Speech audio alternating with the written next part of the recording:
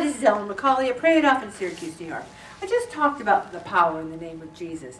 Many of you know that I got really upset and angry during the pandemic. Of course, about the world and everything, all those things, yes. But also because we couldn't have Pray It Off, because our lives were disrupted.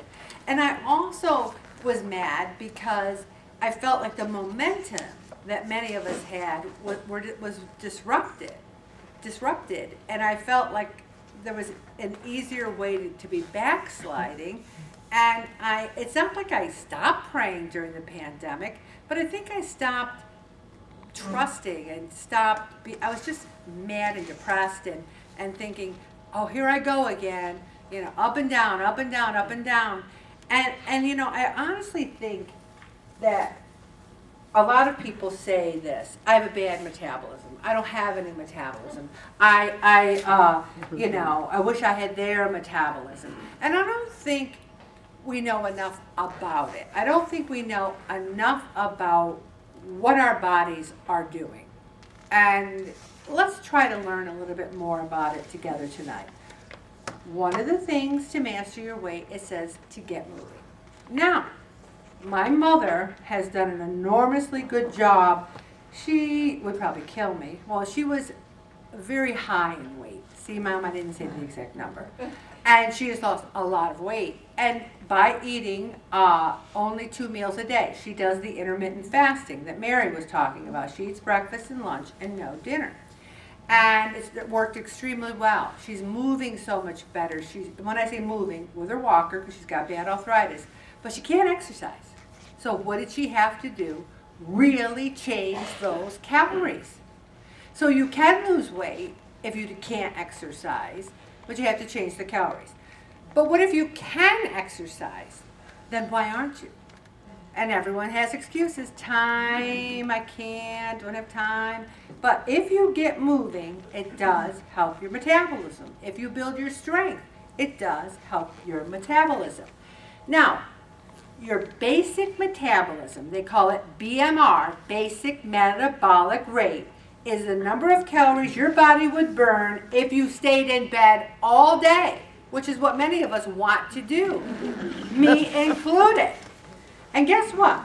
That accounts to up to 60% of your daily calorie burn. You can lay in bed all day, and 60% of what you eat is being burned by your body just to breathe, have your heart beat, process your food, and you're out there going, whoa, that's great. Well, the thing is, you can boost that by being more physically active. But here's the big problem. Everyone's metabolism slows down as they get older.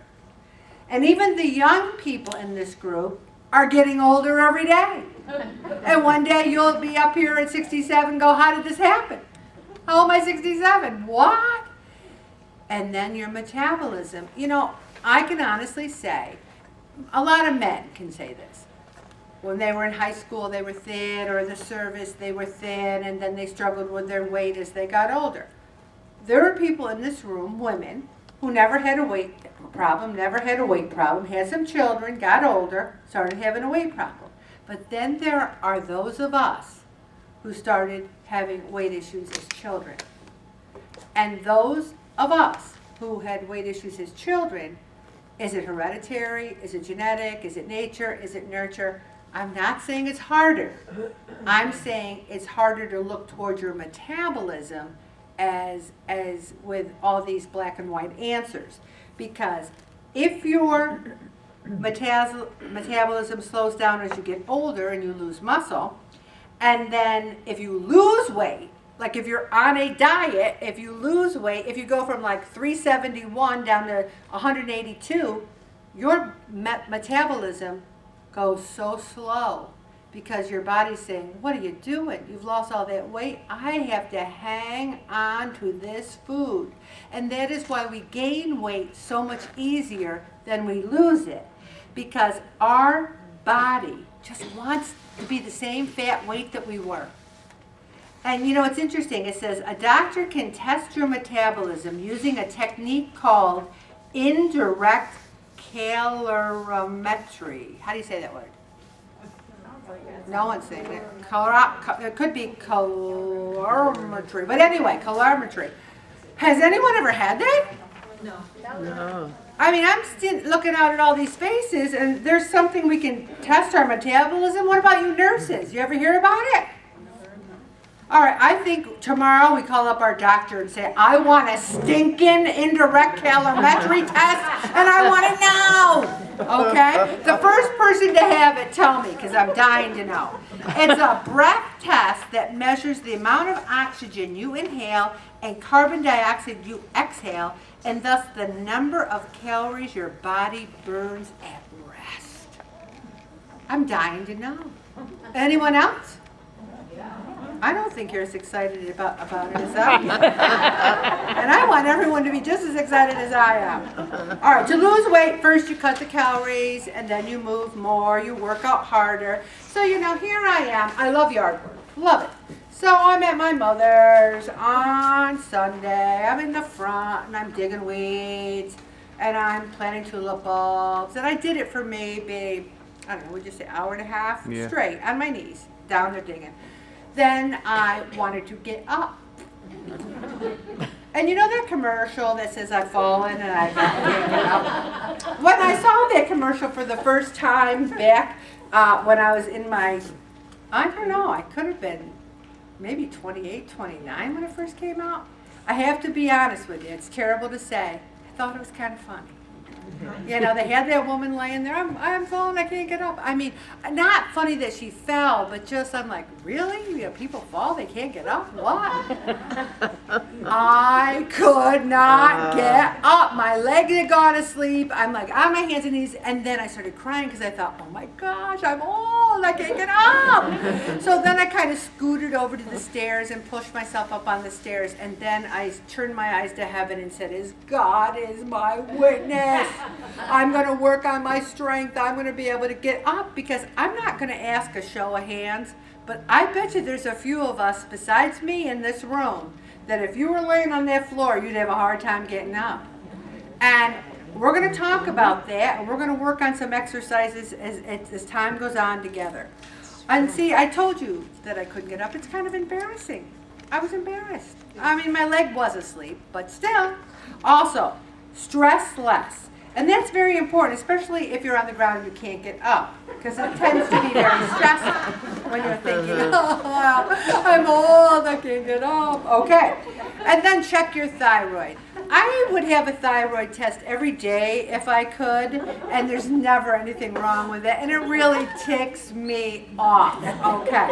But there are people in this room that maybe do have a slow thyroid, and if you do, I'm very happy for you, but you should get it checked. Okay, so your diet is messing with your metabolism, and I think so many of the people in the group fall into this habit. I look at your breakfast, and so many are having raisin toast and butter. What is that? Carb. No one, very few, are having protein. Let's just throw out a few proteins that you can have for breakfast. Eggs, anyone? How about egg beaters? I remember one time in session 1, Katie wrote down that she had turkey, and I'm thinking, oh, turkey for breakfast? And then I said, why not? Who said we can't have turkey for breakfast? We can have whatever we want, which most people in this group do, but it's not. Okay? Also, if you're having carbs, your body, many of us, those carbs cause us to have a sluggish metabolism, insulin resistance, and it causes us to overeat later. So many people in the group are skimping on protein. Chicken is protein. Turkey is protein. Tofu is protein. There's a lot of protein that fish, so much. And many people, not really in this group, eating less to lose weight. We say eat less, and over the years I've kind of changed it to eat healthy, because you can eat a lot of vegetables. You can eat a lot of fruit. Not a lot. You got to be careful with certain fruits because they have sugar. But as pretty much vegetables. Wow. You can just vegetable, protein. So you can have even more. If you're hungry, find something like that to eat. Diet soda. I do not drink any diet soda. Every research I've ever done is it's poison and it affects our insulin, it affects our metabolism. It's just not good for us. Also, not washing produce. Oh my gosh. People have said to me, I go to their house for a dinner or something and I see them taking the lettuce out of the Wegmans bag of like mixed greens and putting it in the bowl. And I very nicely said, oh, you want me to just quickly give that a little rinsey rinse? And they're like, the bag says it's washed. And I'm thinking, by who? Some pimply-faced kid in the back in produce? Who's washing that? And are they washing it as nice as I would wash it? I do not believe those bags that say it's washed. I know. Now, I do have a friend who washes her bananas because her hand might touch the banana peel. There might be germs on it. But I'm not really touching the banana. I leave it in the peel and eat it. But if you want to wash your bananas, go ahead. Because let me tell you why. Those chemicals, guess where they go? In your fat cells. If you're eating processed food and you read all that phenylketoamine and sodium betamotamine, all those itamines, you know where they go? Your fat cells. Because your body's like, I know where to put meat, and I know where to put fruit, and I know where to put vegetables because God created this body and He has a circuit. But those kinamines, I'm just going to put them in the fat cells because I don't know where else to put them. So that's why we struggle with our weight, because we're eating processed food with all those things in it, and we're not washing. I mean, give it a good wash. I mean, apples.